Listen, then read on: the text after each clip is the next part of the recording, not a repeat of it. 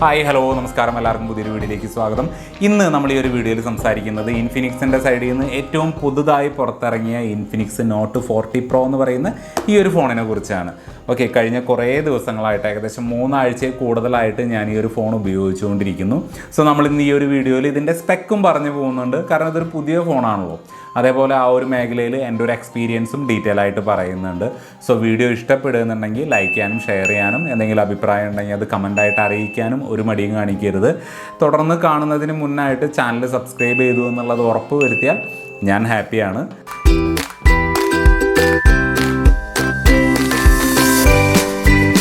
Okay, ഓരോ ഫോണുകളും ഓരോ കമ്പനികൾ പുറത്തിറക്കുമ്പോൾ അതിൻ്റെ ഏതെങ്കിലും മേഖലയിൽ കൂടുതൽ കോൺസെൻട്രേറ്റ് ചെയ്തിട്ടുണ്ടാകും. പ്രത്യേകിച്ച് ഈ ഒരു മിഡ് റേഞ്ചിൽ ഇറങ്ങുന്ന ഫോണുകൾക്ക് ഡിസ്പ്ലേ നല്ലതായിരിക്കും, അല്ലെങ്കിൽ ക്യാമറ നല്ലതായിരിക്കും. അത്തരത്തിൽ ബാറ്ററിയുടെ സൈഡ് ഒരുപാട് ഇമ്പ്രൂവ്മെൻറ്റ് കൊണ്ടുവന്നിട്ടുള്ള, അല്ലെങ്കിൽ ഒരുപാട് ഫീച്ചേഴ്സ് കൊണ്ടുവന്നിട്ടുള്ള ഒരു ഫോണാണ് ഈ ഒരു ഇൻഫിനിക്സ് നോട്ട് 40 Pro എന്ന് പറയുന്നത്. ആദ്യമായിട്ട് ബാറ്ററിക്ക് വേണ്ടിയിട്ട് ഡെഡിക്കേറ്റഡ് ചിപ്പ് വരെ കൊടുത്തിട്ടുള്ളത് ഈ ഒരു ഫോണിലാണ്.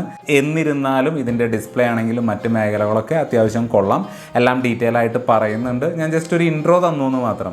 ഓക്കെ, ഇതൊരു പുതിയ ഫോൺ ആയതുകൊണ്ട് തന്നെ നമുക്കിതിൻ്റെ ബോക്സിൻ്റെ ഉള്ളിൽ എന്തൊക്കെ ഉണ്ട് നോക്കാം. ഇത്തരത്തിൽ ഈ ഒരു പച്ച കളറിലാണ് ഇതിൻ്റെ ബോക്സ് വരുന്നത്. ബോക്സിൻ്റെ ഉള്ളിൽ എടുത്ത് പറയാനായിട്ട് നമുക്ക് 45 വാട്ടിൻ്റെ ഈ ഒരു അഡാപ്റ്റർ വരുന്നുണ്ട്.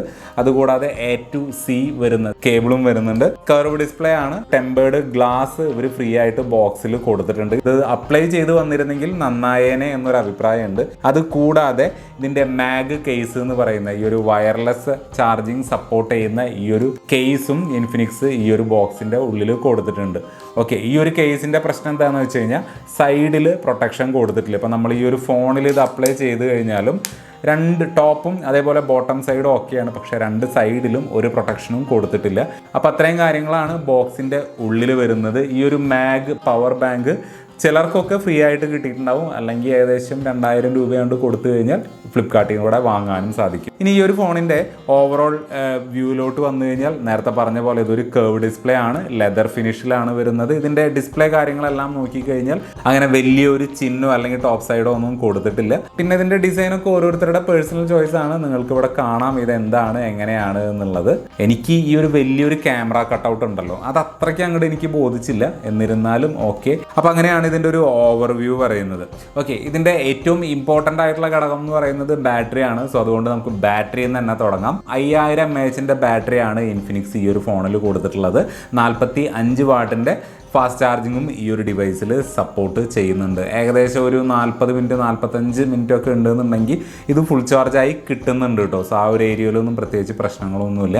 സാധാരണ നമുക്ക് ഈ ഒരു 20,000 രൂപ അല്ലെങ്കിൽ 25,000 രൂപയ്ക്ക് താഴെയുള്ള ഫോണുകളിലൊക്കെ വയർലെസ് ചാർജിങ് എന്ന് പറയുന്ന ഒരു ഓപ്ഷൻ കൊടുക്കാറില്ല.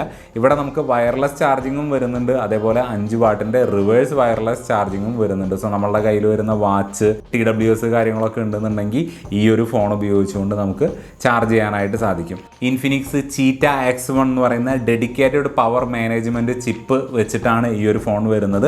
അതിൻ്റെ ഗുണം എന്താണെന്ന് വെച്ച് കഴിഞ്ഞാൽ നമുക്ക് പല രീതിക്ക് നമ്മളുടെ ഓപ്ഷൻ അനുസരിച്ച് ഈ ഒരു ഫോൺ ചാർജ് ചെയ്യാം എന്നുള്ളതാണ്, അല്ലെങ്കിൽ ഇതിൻ്റെ ബാറ്ററി ഓപ്ഷൻസ് കൺട്രോൾ ചെയ്യാം എന്നുള്ളതാണ്. സോ അങ്ങനെ കൺട്രോൾ ചെയ്യുന്നത് കൊണ്ടുള്ള ഗുണമായിട്ട് ഇൻഫിനിക്സ് പറയുന്നത് 4 വർഷത്തെ ബാറ്ററി ലൈഫ് ഈ ഒരു ഫോണിന് കിട്ടുമെന്നുള്ളതാണ്. ഈ ഒരു ഫോണിൻ്റെ ബാറ്ററി നമ്മൾ ചാർജ് ചെയ്യുമ്പോൾ അത് 2 ടൈപ്പിൽ നമുക്ക് കൺട്രോൾ ചെയ്യാനായിട്ട് സാധിക്കും. ഒന്ന് സ്മാർട്ട് ചാർജ് എന്ന് പറയുന്ന ഒരു ഓപ്ഷൻ, അതായത് നമ്മൾ ചാർജ് ചെയ്യുന്ന സമയത്ത് ഫോണിൻ്റെ ടെമ്പറേച്ചർ കൂടുന്നുണ്ടെങ്കിൽ ഓട്ടോമാറ്റിക് ചാർജിങ് സ്പീഡൊക്കെ കുറച്ചുകൊണ്ട് സ്വയം ഇതിൻ്റെ ആ ഒരു AI ഫീച്ചർ ഉപയോഗിച്ചുകൊണ്ട് ആ ഒരു പാറ്റേൺ പഠിച്ച് ഫോൺ എങ്ങനെയാണെന്നുള്ളത് മനസ്സിലാക്കിക്കൊണ്ട് ചാർജിങ് സ്വയം തിരഞ്ഞെടുക്കും. അതല്ല എന്നുണ്ടെങ്കിൽ ലോ ടെമ്പറേച്ചർ ചാർജ് എന്ന് പറഞ്ഞിട്ടുള്ളത്, അതായത് നോർമൽ സ്പീഡിലോട്ട് അത് ഡൗൺ ചെയ്യുന്നുണ്ട്. സോ ഇത്തരത്തിൽ 2 ടൈപ്പിൽ ഈ ഒരു ഫോൺ നമുക്ക് വയേർഡായിട്ട് ചാർജ് ചെയ്യാനായിട്ട് സാധിക്കും. അതുകൂടാതെ ബൈപ്പാസ് ചാർജിങ് എന്ന് പറയുന്ന ആ ഒരു ഓപ്ഷനും ഈ ഒരു ഫോണിൽ കൊടുത്തിട്ടുണ്ട്. അത് എന്തിനാണെന്ന് വെച്ച് കഴിഞ്ഞാൽ ഈ ഒരു ചാർജിലിട്ടുകൊണ്ടൊക്കെ ഗെയിം കളിക്കുന്നവർക്ക്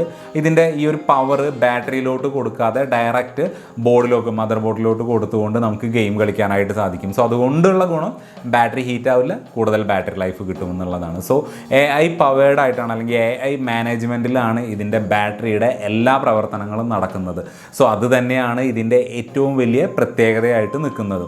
സോ ഇത്രയും കാര്യങ്ങളാണ് ബാറ്ററിയുടെ സൈഡിൽ വരുന്നത്. അതുകൂടാതെ നേരത്തെ പറഞ്ഞ പോലെ 20 വാട്ടിൻ്റെ വയർലെസ് ചാർജിങ് സപ്പോർട്ട് ചെയ്യുന്നുണ്ട്, റിവേഴ്സ് വയർലെസ് ചാർജിങ്ങും സപ്പോർട്ട് ചെയ്യുന്നുണ്ട്. സോ 25,000 രൂപയ്ക്ക് ബാറ്ററിയിൽ ഇത്രയും ഓപ്ഷൻസ് കൊടുത്തിട്ടുള്ള മറ്റൊരു ഫോൺ ഇല്ല എന്ന് തന്നെ പറയേണ്ടതായിട്ട് വരും. ഇനി ഇതിൻ്റെ ഡിസ്പ്ലേ സൈഡിലോട്ട് വന്നു കഴിഞ്ഞാൽ 6.7 ഇഞ്ച് വരുന്ന 3D കർവ്ഡ് AMOLED ഡിസ്പ്ലേ ആണ് ഇൻഫിനിക്സ് ഇതിൽ കൊടുത്തിരിക്കുന്നത്. ഇതൊരു 10 ബിറ്റ് ഡിസ്പ്ലേ ആണ്, അതുകൊണ്ട് തന്നെ നല്ല പഞ്ചി കളേഴ്സ് നമുക്ക് കണ്ടന്റ് കാണുമ്പോൾ ഫീൽ ചെയ്യുന്നുണ്ട്.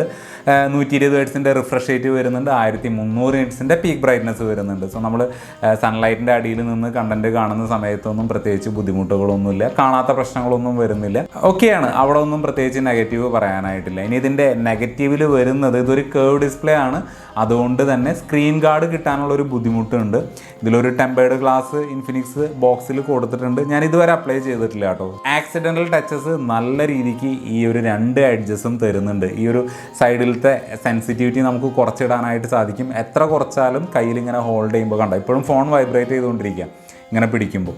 സോ നല്ല രീതിക്ക് ആ ഒരു എഡ്ജ് ടച്ചസ് നല്ല പോലെ, അല്ലെങ്കിൽ ആ ഗോസ്റ്റ് ടച്ച് എന്ന് പറയുന്ന ആ ഒരു പ്രതിഭാസം നല്ല പോലെ സംഭവിക്കുന്നുണ്ട്. 2160 ഹെർട്സിൻ്റെ PWM ഡിമ്മിങ് എന്ന് പറയുന്ന ആ ഒരു ഫീച്ചറും ഇതിൽ കൊടുത്തിട്ടുണ്ട്.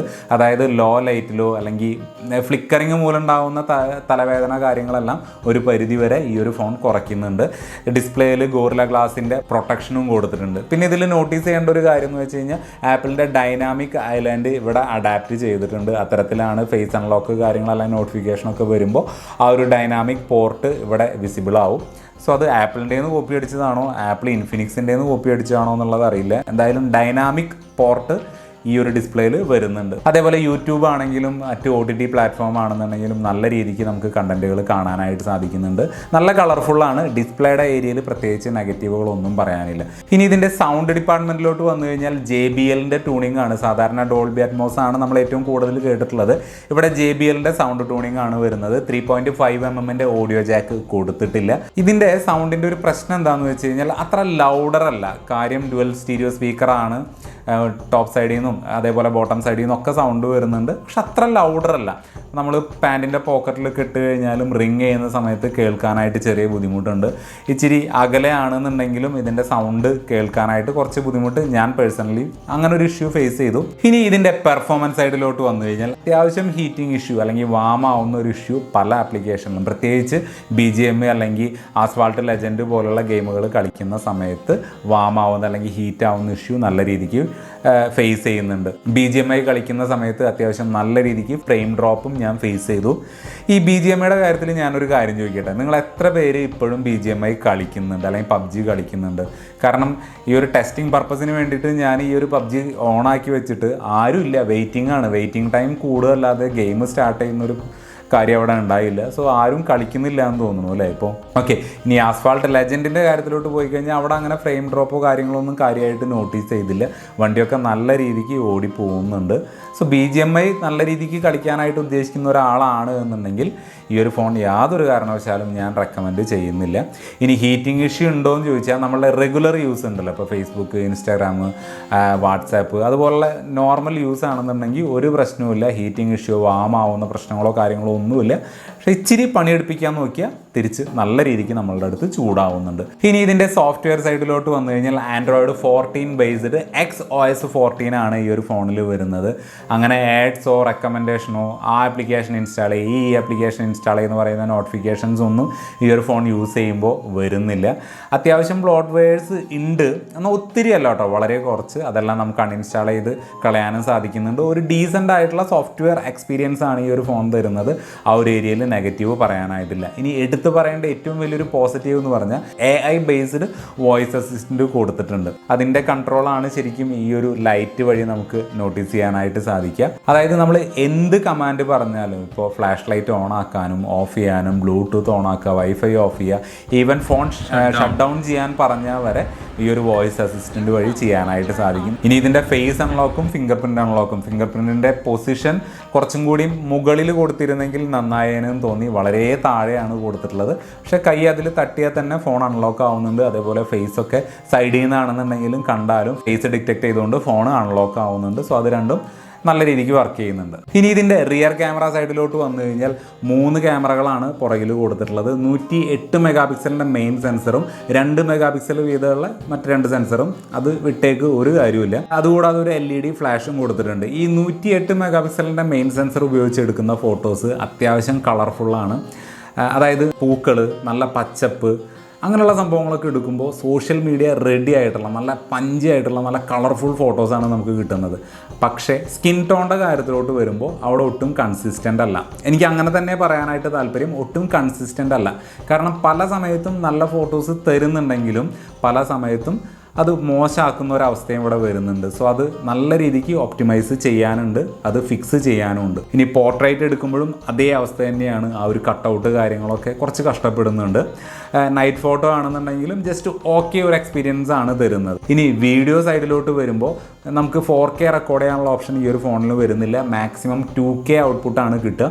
2Kയിൽ സ്റ്റെബിലിറ്റി കിട്ടുന്നില്ല. സ്റ്റെബിലിറ്റി കിട്ടണമെന്നുണ്ടെങ്കിൽ 1080 അല്ലെങ്കിൽ ഫുൾ HDയിലേക്ക് വരേണ്ടതായിട്ട് വരും. സോ അത് ഓക്കെയാണ്. നല്ല കളർഫുൾ ആയിട്ടുള്ള നല്ല ഔട്ട്പുട്ടാണ് അവിടെ കിട്ടുന്നത്. സോ അതാണ് ഇതിൻ്റെ റിയർ ക്യാമറയെ കുറിച്ച് പറയാനായിട്ടുള്ളത്. കൺസിസ്റ്റൻ്റ് അല്ല, ഓക്കെ, എന്നാൽ പല സമയത്തും നല്ല ഫോട്ടോസ് തരുന്നുണ്ട് താനും. അതേപോലെ തന്നെയാണ് ഇതിൻ്റെ സെൽഫീനെ കുറിച്ച് പറയാനായിട്ടുള്ളത്. 32 മെഗാ പിക്സലിൻ്റെ ഒരു പഞ്ച് ഹോൾ ടൈപ്പ് സെൽഫി ക്യാമറയാണ് ഇതിൽ കൊടുത്തിട്ടുള്ളത്. പല സമയത്തും നല്ല കിടിലൻ ഫോട്ടോസ് തരുമ്പോൾ പല സമയത്തും ആ ഒരു കൺസിസ്റ്റൻസി ഇല്ലാത്തൊരു പ്രശ്നം ഫേസ് ചെയ്യുന്നുണ്ട്. സോ കിട്ടുന്നത് നല്ല ഫോട്ടോസ് ആണെങ്കിൽ അടിപൊളിയാണ്. കൊളായി കഴിഞ്ഞാൽ സ്കിൻ ടോൺ എവിടേക്കോ പോകുന്നൊരു പ്രശ്നമുണ്ട്. കളേഴ്സ് കാര്യങ്ങളെല്ലാം ഒരു ഇച്ചിരി ബൂസ്റ്റ് ചെയ്യുന്നുണ്ട്, എന്നാലും കൊള്ളാം. നേരത്തെ പറഞ്ഞ പോലെ സോഷ്യൽ മീഡിയ റെഡി ഫോട്ടോസാണ് സെൽഫിയിലും കിട്ടുന്നത്. വീഡിയോയുടെ കാര്യത്തിലും അതേപോലെ തന്നെയാണ്. അവിടെ നമുക്ക് സ്റ്റെബിലിറ്റി കാര്യങ്ങളൊന്നും വരുന്നില്ല, എന്നാലും അത്യാവശ്യം നല്ല കളർഫുൾ ആയിട്ടുള്ള വീഡിയോസാണ്, അല്ലെങ്കിൽ യൂസ് ചെയ്യാൻ പറ്റുന്ന വീഡിയോസ് തന്നെയാണ് കിട്ടുന്നത്. 4K അല്ലെങ്കിൽ 2K ഔട്ട്പുട്ടൊന്നും അവിടെയും വരുന്നില്ല. ഫുൾ HD തന്നെയാണ് ഫ്രണ്ടിൽ വീഡിയോ എടുക്കാനായിട്ട് സാധിക്കുക. ഇൻഫിനിക്സ് നോട്ട് 40യുടെ സെൽഫി വീഡിയോ ഔട്ട്പുട്ടാണ് ഈ കാണുന്നത്. അൾട്രാ സ്റ്റഡി മോഡാണ്. ചെറിയൊരു പിടുത്തം ഇങ്ങനെ വരുന്നുണ്ട്, ബാക്കിലൊരു സ്റ്റക്ക് ആവുന്ന ഒരു അവസ്ഥ വരുന്നുണ്ട്. നല്ല കൂരി ഇരുട്ടാണെങ്കിൽ ഇതിൻ്റെ ഫ്രണ്ടിൽ കൊടുത്തിരിക്കുന്ന ഫ്ലാഷ് ലൈറ്റ് യൂസ് ചെയ്തുകൊണ്ട് ഇത്തരത്തിലുള്ള വീഡിയോസ് എടുക്കാനായിട്ട് സാധിക്കും. അതുകൂടാതെ എല്ലാ ഇൻഫിനിക്സ് ഫോണുകളിലും വരുന്ന പോലെ sky shop, film mode, dual view, അങ്ങനെയുള്ള സംഭവങ്ങളെല്ലാതും ഇതിൽ കൊടുത്തിട്ടുണ്ട്. എല്ലാം അത്യാവശ്യം നല്ല രീതിക്ക് വർക്കും ചെയ്യുന്നുണ്ട്. ഇനി ഇതിൻ്റെ കണക്ടിവിറ്റി സൈഡിലോട്ട് വന്നു കഴിഞ്ഞാൽ 2 5G സിമ്മുകൾ നമുക്ക് ഇതിൽ ഇടാനായിട്ട് സാധിക്കും. മെമ്മറി കാർഡ് ഇടാനുള്ള ഓപ്ഷൻ ഈ ഒരു ഫോണിൽ കൊടുത്തിട്ടില്ല. 5Gയിൽ ഇടുകയാണെന്നുണ്ടെങ്കിൽ അത്യാവശ്യം ഫോൺ വാം ആവുന്നുണ്ട്. അതേപോലെ ബാറ്ററിയും ചെറിയ രീതിക്ക് ഡ്രെയിനായി പോകുന്നുണ്ട്. ഡുവൽ ബാൻഡ് വൈഫൈ സപ്പോർട്ട് വരുന്നുണ്ട്. ബ്ലൂടൂത്ത് വെർഷൻ 5.3യും ഇതിൽ കൊടുത്തിട്ടുണ്ട്. NFC-യും കൊടുത്തിട്ടുണ്ട്. IR ബ്ലാസ്റ്ററും കൊടുത്തിട്ടുണ്ട്. സോ IR ബ്ലാസ്റ്റർ ഉള്ളത് കൊണ്ട് തന്നെ ടിവിയുടെ AC-യുടെ ഒക്കെ റിമോട്ടായിട്ട് നമുക്ക് ഈ ഒരു ഫോൺ ഉപയോഗിക്കാനായിട്ടും സാധിക്കും. സോ കണക്ടിവിറ്റിയുടെ സൈഡിൽ ഈ ഒരു 5Gയിൽ ഇടുന്ന സമയത്ത് ഫോൺ ഹീറ്റ് ആവുന്നുണ്ട് അല്ലെങ്കിൽ വാം ആവുന്ന ഒരു പ്രശ്നം ഒഴിവാക്കിയാൽ മറ്റ് പ്രശ്നങ്ങളൊന്നുമില്ല. നേരെ മറിച്ച് 4Gയിലാണ് നമ്മൾ നെറ്റ്വർക്ക് യൂസ് ചെയ്യുന്നത് അല്ലെങ്കിൽ വൈഫൈയിലാണ് യൂസ് ചെയ്യുന്നതെന്നുണ്ടെങ്കിൽ ഒരു തരത്തിലുള്ള ഹീറ്റിംഗ് ഇഷ്യൂ ഫേസ് ചെയ്യാനായിട്ട് പോകുന്നില്ല. ഇത്രയും കാര്യങ്ങളാണ് ഈ ഒരു ഫോൺ യൂസ് ചെയ്തപ്പോൾ ഞാൻ എക്സ്പീരിയൻസ് ചെയ്തത്. അതുകൂടാതെ IP53യുടെ വാട്ടർ ആൻഡ് ഡസ്റ്റ് പ്രൊട്ടക്ഷൻ കൊടുത്തിട്ടുണ്ട്. ലെതറിൻ്റെ ക്വാളിറ്റി ഉണ്ടല്ലോ ഈ ബാക്കിലത്തെ, അതൊക്കെ അത്യാവശ്യം നല്ല രീതിക്ക് തന്നെ കൊടുത്തിട്ടുണ്ട്. ഈ ഒരു കേസിനും ആ ഒരു ലെതർ ഫിനിഷ് കൊടുത്തു എന്നുള്ളത് തന്നെ വലിയൊരു കാര്യം തന്നെയാണ്. പിന്നെ എടുത്ത് പറയേണ്ട ഒരു വലിയൊരു ഫീച്ചർ എന്ന് പറഞ്ഞാൽ റിപ്പയർ മോഡ് എന്ന് പറയുന്ന ആ ഒരു ഫീച്ചർ ഇതിൽ കൊടുത്തിട്ടുണ്ട്. നമ്മളുടെ ഫോണിന് എന്തെങ്കിലും കംപ്ലൈൻ്റ് ആയി നമ്മൾ സർവീസ് സെൻറ്ററിലൊക്കെ കൊടുക്കുന്ന സമയത്ത് നമുക്ക് ആ ഒരു റിപ്പയർ മോഡ് ഓൺ ആക്കിയിട്ട് കൊടുക്കാൻ പറ്റും. അപ്പോൾ ലിമിറ്റഡ് ആക്സസ് മാത്രമാണ്, അല്ലെങ്കിൽ നമ്മളുടെ ഡാറ്റാസ് ഇത് റിപ്പയർ ചെയ്യുന്ന ആൾക്ക് ആക്സസ് ചെയ്യാനായിട്ട് സാധിക്കില്ല. സോ അത്യാവശ്യം എല്ലാ പ്രീമിയം ഫീച്ചേഴ്സും കൊടുത്തിട്ടുണ്ട്. എന്നാൽ കുറച്ച് പ്രശ്നങ്ങളും ഉണ്ട്. ഒരു 20,000 രൂപയ്ക്ക് അല്ലെങ്കിൽ 25,000 രൂപയ്ക്കൊക്കെ താഴെ കൺസിഡർ ചെയ്യാൻ പറ്റുന്ന ഒരു ഡീസൻറ്റ് ഫോണാണ് ഇൻഫിനിക്സ് നോട്ട് 40 Pro എന്ന് പറയുന്നത്. ആ കാര്യത്തിൽ യാതൊരു സംശയവുമില്ല. നല്ലൊരു സോഫ്റ്റ്വെയർ അപ്ഡേഷൻ ഇൻഫിനിക്സിൻ്റെ സൈഡിൽ നിന്ന് കിട്ടിക്കഴിഞ്ഞാൽ ഈ ക്യാമറയിൽ അതേപോലെ ഹീറ്റ് ആവുന്ന പ്രശ്നങ്ങൾ കാര്യങ്ങളെല്ലാം സോൾവ് ചെയ്യാൻ പറ്റും എന്നാണ് എൻ്റെ ഒരു വിശ്വാസം. സോ ഇതൊക്കെയാണ് എനിക്ക് ഈ ഒരു ഫോണിനെ കുറിച്ച് പറയാനായിട്ടുള്ളത്. എന്തെങ്കിലും കൂടുതൽ അറിയണം എന്നുണ്ടെങ്കിൽ നിങ്ങൾക്ക് കമൻ്റായിട്ട് ചോദിക്കാം, അല്ലെങ്കിൽ ഇൻസ്റ്റാഗ്രാമിൽ മെസ്സേജ് അയക്കാം. 8GB RAM 256GB internal memory വരുന്ന വേരിയൻറ്റിന് അതിൽ ഈ ഒരു കേസും ഇൻക്ലൂഡഡ് ആണ് കേട്ടോ. അതിൻ്റെ പ്രൈസ് സ്റ്റാർട്ട് ചെയ്യുന്നത് 22,000 രൂപയ്ക്കാണ്. 12GB RAM 256GB internal memory വരുന്നത്, അതിലും ഈ ഒരു കേസ് ഉണ്ടാവും. 25,000 രൂപയ്ക്കാണ് നോർമലി ഇൻഫിനിക്സ് ഈ ഒരു ഫോൺ സെല് ചെയ്യാനായിട്ട് പോകുന്നത്. ബാക്കി കാർഡ് ഓഫർ അല്ലെങ്കിൽ എന്തെങ്കിലും ഡിസ്കൗണ്ട് ഉണ്ടെങ്കിൽ അത് ഡിപ്പെൻസ് ആണ്. ഈ ഒരു പ്രൈസിന് അല്ലെങ്കിൽ 25,000 രൂപയ്ക്ക് അല്ലെങ്കിൽ 22,000 രൂപയ്ക്ക് ഓക്കെ ആണ് കേട്ടോ. അത് ഓവർ പ്രൈസ് ആയിട്ട് എനിക്ക് തോന്നുന്നില്ല. ഒരുപാട് നല്ല കൂൾ ഫീച്ചേഴ്സ് ഇതിൽ കൊടുത്തിട്ടുണ്ട്. പ്രത്യേകിച്ച് ഇതിൻ്റെ വോയിസ് അസിസ്റ്റൻറ്റ് അടിപൊളിയാണ് കേട്ടോ. നിങ്ങൾ ഈ ഒരു ഫോൺ എടുക്കുകയാണെന്നുണ്ടെങ്കിൽ തീർച്ചയായിട്ടും അത് ട്രൈ ചെയ്ത് നോക്കുക. അപ്പോൾ ഈ ഒരു വീഡിയോയിൽ ഇത്രമാത്രം. ചാനൽ സബ്സ്ക്രൈബ് ചെയ്യാനായിട്ട് ഒരു മടിയും കാണിക്കരുത്. അടുത്തൊരു വീഡിയോയിൽ വീണ്ടും കാണാം. Good bye.